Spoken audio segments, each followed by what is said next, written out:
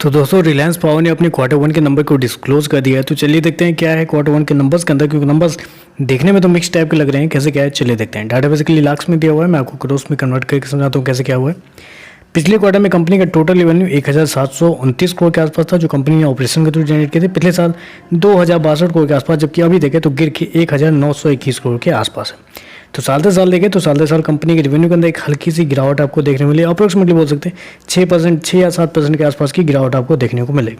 जबकि क्वार्टर जाते हैं तो क्वार्टर कंपनी के रेवेन्यू के अंदर ऑलमोस्ट 12% के आसपास की तेजी है। तो क्वार्टर कंपनी के रेवेन्यू चढ़ता हुआ देखने को मिला है, लेकिन साल से साल बात करें तो हल्की सी गिरावट भी देखने को मिल रही है।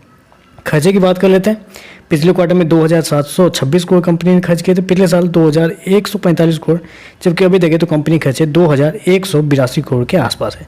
तो खर्चे देखें तो खर्चे बहुत हद तक कंट्रोल किए गए हैं इस क्वार्टर में कंपनी के द्वारा पिछले साल के मुकाबले, लेकिन पिछले क्वार्टर के मुकाबले, लेकिन पिछले साल से भी देखें तो पिछले साल से कंपनी के जो खर्चे हैं वो बहुत ज़्यादा देखने को मिल रहा है। चलिए कंपनी का नेट प्रॉफिट क्या निकल के आता है वो देख लेते हैं। पिछले क्वार्टर की बात करें तो पिछले क्वार्टर में कंपनी 321 करोड़ के प्रॉफिट में थी, पिछले साल 160 करोड़ का लॉस था, जबकि अभी देखें तो कंपनी का लॉस 296 करोड़ के आसपास आपको देखने को मिला है।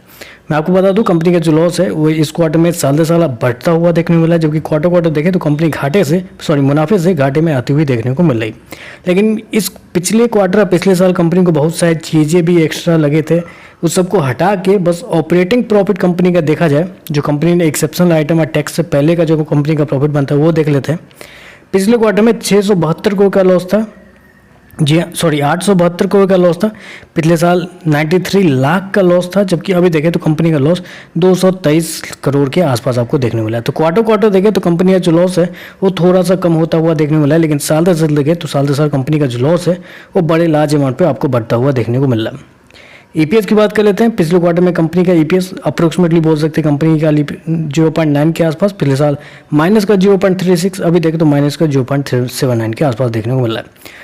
तो बस आज के लिए बस इतना ही। वीडियो पसंद आया तो लाइक कीजिएगा, साथ में साथ चैनल को सब्सक्राइब जरूर कीजिएगा। धन्यवाद।